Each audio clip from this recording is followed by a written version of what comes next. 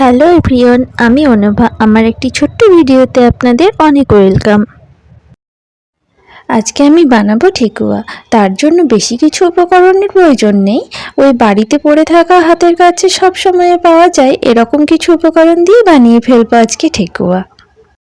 তার জন্য প্রথমেই একটা নারকেল ভেঙে নিচ্ছি। নারকেলটা কুড়ে নেব।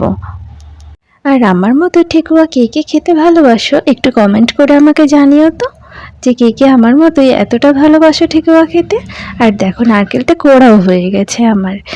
এবারে আমি নিয়ে নেব কিছুটা ময়দা। আর আমি সমস্ত মাপটাই চামচে করেছি, বাটি বা কাপের মধ্যে আমি মাপ করে নিইনি। তো 10 চামচ মতো আমি ময়দা নিয়ে নিয়েছি। পুজোর সময়ে বাড়িতে যেরকম নাড়ু মুরগি এসব বানানো হয়, সেরকম ছোট থেকেই দেখে আসছি ঠেকুয়াটাও আমাদের বাড়িতে বানানো হয়। আর এটা ছোট থেকেই বেশ ভালোই লাগে। তাই এত দূরে থাকা সত্ত্বেও আটামার কাছে থেকে আমি পুরো রেসিপিটা জেনে নিজেই বানিয়ে ফেললাম ঠেকুয়া। এবারে ময়দাটায় ভালো মতোভাবে ময়াম দেওয়ার জন্য আমি কড়াইয়ে বেশ কিছুটা তেল আর 1 চামচ মতো ঘি নিয়ে নিয়েছি। এটা বেশ হালকা গরম হয়ে গেলে ময়দার ওপরে দিয়ে ভালোভাবে মেখে নেব। বলে নাকি এটা যত ভালোভাবে মাখা যায় আর ঠেকুয়াটা খেতে ততই ভালো হয়, খাস্তা হয়। এদিকে তেলটাও আমার গরম হয়ে গেছে।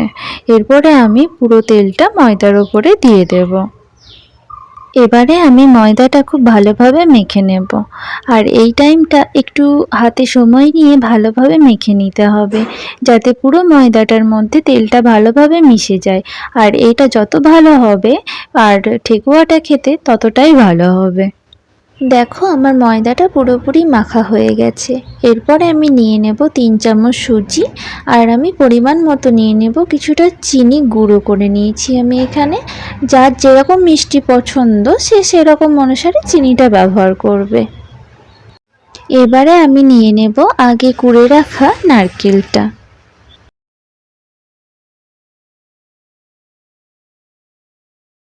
তারপরে আমি সবগুলো একসঙ্গে খুব ভালোভাবে মেখে নেব, যাতে সবগুলো একদম ভালোভাবে মিশে যায় একসঙ্গে।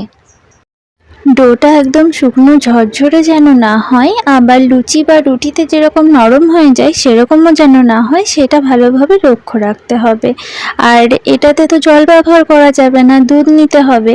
তো আমি এখানে দুধ নিয়ে নিয়েছি। আর দুধ খুব একটা বেশি লাগেনি, ওই 2 চামচ মতো দুধ লেগেছিল আমার এখানে এটা পুরোটা মাখার জন্য। এবারে ময়দাটা খুব ভালোভাবে মেখে নিতে হবে, যেন দুধ, চিনি, নারকেল সবগুলো খুব ভালোভাবে ময়দার সঙ্গে মিশে যায়। মাখতে মাখতে এটা লক্ষ্য রাখতে হবে যে খুব যেন ঝুরঝুরে না হয়, যেন ঠেকুয়াগুলো তৈরি করা যায় এরকম যেন হয়, নইলে ঠেকুয়াগুলো ভেঙে যাবে। আর এটা মেখে 30-45 মিনিট রেখে দিতে হবে। দেখো ময়দাটা দেখতে ঠিক এরকম লাগছে। পুরোপুরি আমার ময়দাটা মাখা হয়ে গেছে। এবার বেশ কিছুক্ষণ আমি এটা রেখে দেব। আমি ওই 45 মিনিট মতো রেখে দিয়েছিলাম ময়দাটা। আর একবার ভালোভাবে মেখে নেব।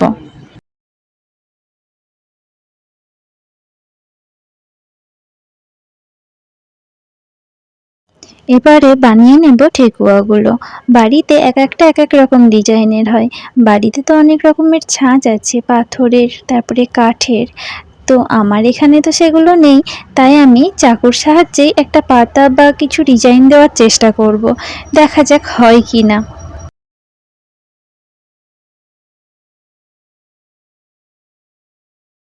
প্রথমে চারিদিকে চাপ দিয়ে দিয়ে সমান করে নিচ্ছি। তারপরে মধ্যে একটু কেটে আর চারিদিকে ছোট ছোট করে কেটে পাতার মতো করলাম। দেখো তো দেখতে পাতার মতো লাগে কি না। আর একটাও পাতা বানিয়ে নিই ঠিক একই রকম করে। আর একটা পাতা বানাতে বানাতে একটা কথা বলি। প্রথমেই বলেছিলাম না যে এই রেসিপিটা আমি আমার আটামার কাছে থেকে জেনে নিয়ে করেছি। তো আটামাটাকে এটা অনেকেই ভাবতে পারো, তো আটামাটা হচ্ছে আমার বড় জেঠিমা। ছোটতে ওই হয় না অনেকেই অনেক কিছু বলে ডেকে থাকে, তো আমিও আমার ওই আটামাকে মানে জেঠিমাকে আটামা বলেই ডাকতাম। তো এখনও তাই ডাকি, কোনোদিনই আর চেঞ্জ করতে পারিনি। থেকেই গেছে ওই আটামা দাগটাই। দেখো কথা বলতে বলতে এটাও হয়ে গেছে। এবার আস্তে আস্তে আমি বাকিগুলো করে নিই। দেখো বাকিগুলো আমার কমপ্লিট হয়ে গেছে, তবে সবগুলো আর একই রকম করিনি, এক একটা এক এক রকম করেছি।